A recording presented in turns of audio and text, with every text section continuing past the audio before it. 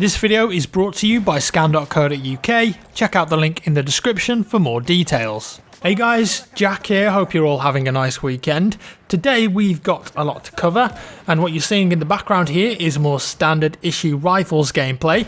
I recorded this earlier today on my PC server, and I have to say it is absolutely fantastic to play BF1 like this with rifles only. And it's probably how some people expected the game to be when we didn't have many details about it. So the server itself has been full non-stop, it's always got a massive queue on it, and most of the people on there who I've spoken to say that they love it. Why? Well, I think it's really a nice change of pace to the game. It feels much more focused on team play and aiming your weapons accurately. It makes a big difference. Unfortunately, on PC there's around 15 custom servers at the moment running this. My server is pretty much the only one that's always full, and the others don't really get populated. I've had a load of console players tweet me as well and say, hey, can you host a console server with this rule set too? So there's definitely a demand for it there. The problem is, because it's a custom game mode, a player has to buy the server for it to be there.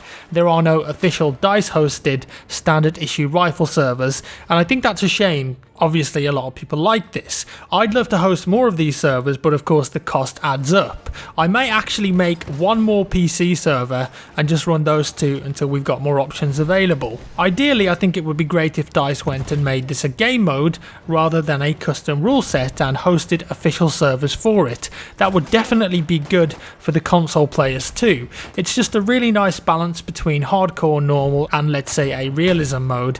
And you know what, I love it. I found that the players on these servers too tend to be a lot more friendly and sociable, and they chat to each other. They've all got this common goal of wanting to play this particular game mode, and because of that the server is just generally a nice place to be. In fact, on my server a couple of days ago, some players just made up a minigame on the spot and built some World War I style trenches on each side of a field with limpet charges and explosives. They then coordinated together and did actual over-the-top charges at each other, which is just badass. And that's what you're seeing now. A couple of the players on the server were recording this, Danny on PC and High as a Kite, and it shows that BF1 players want to have experiences like this, and I've linked both of those full videos down in the description below as well if you want to see how it's all played out in full. And if you want to jump on my standard issue rifle server on PC, just type Jack Frags in the filter or something like standard issue rifles and you're going to find it there.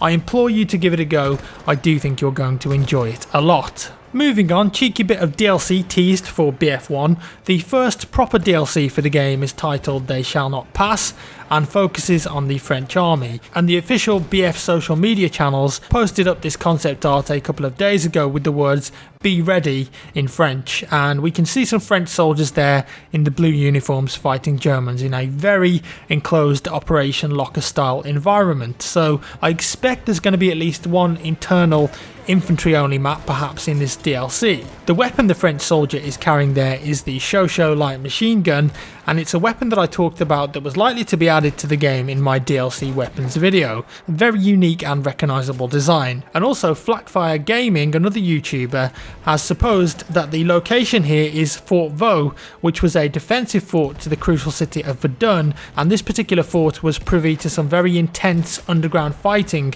during World War I because the French really wanted to hold on to it and the Germans wanted to capture it. Eventually the French surrendered the fort, and there's a fantastic story behind it, and Flakfire has actually done a video kind of detailing what happened there, and I've linked that down in the description too if you want to watch that. So usually a tease like this means that we're going to get a bigger announcement soon. Will it be before the new year? I guess probably not, and I'd also guess that we aren't going to see the first DLC released until late February or March, unfortunately, but only time will tell. So then, next, a topic I've wanted to talk about for a long time, but I've just never really got around to it.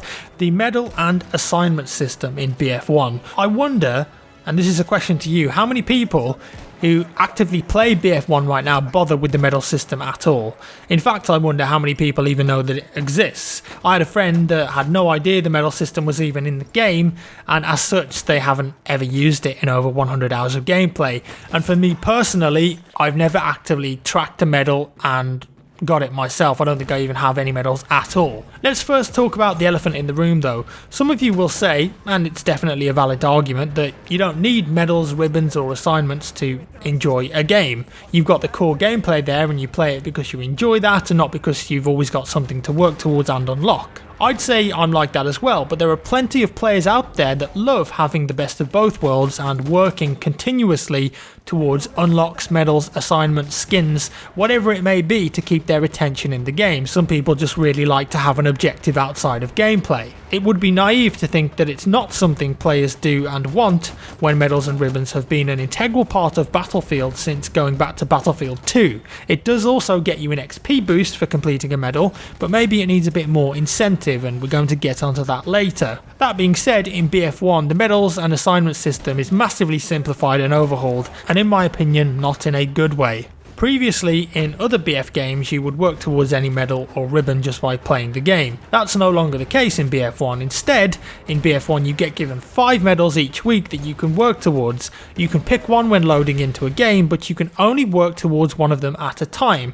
That means that, let's say you have a medal to get kills as support, and when you die and then you want to jump into a tank and you perhaps have another medal to work towards in a tank, if you don't press escape and change it, it won't actually track it, and those kills won't count, which is really annoying.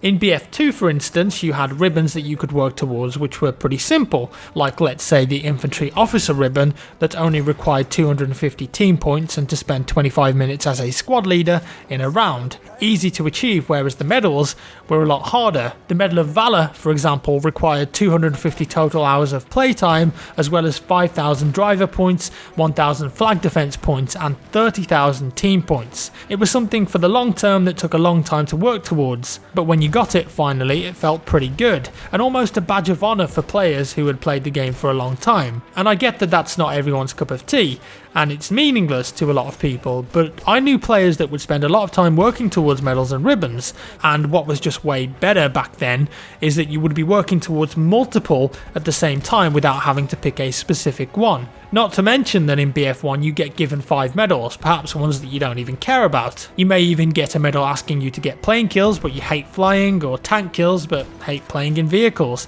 The choice of how you play the game and how you work towards your own achievements has been removed from BF1, and that's not a good thing in my opinion. BF4 had a pretty good system in there, I think. It had a ribbon system where you had specific requirements to get them, and when you got to a certain amount of those ribbons you received the medal for that ribbon. As well as that, you've got assignments that you need to complete, some of which get you specific dog tags, skins, even progress towards the Phantom program, and none of the above is now present. I would love to see assignments and ribbons make a comeback, but I personally would also make it so that you can work towards any medal or ribbon you want just by playing the game, like it always used to be. Some may say that they prefer it this way, forcing you to perhaps try different kits or vehicles that you wouldn't before.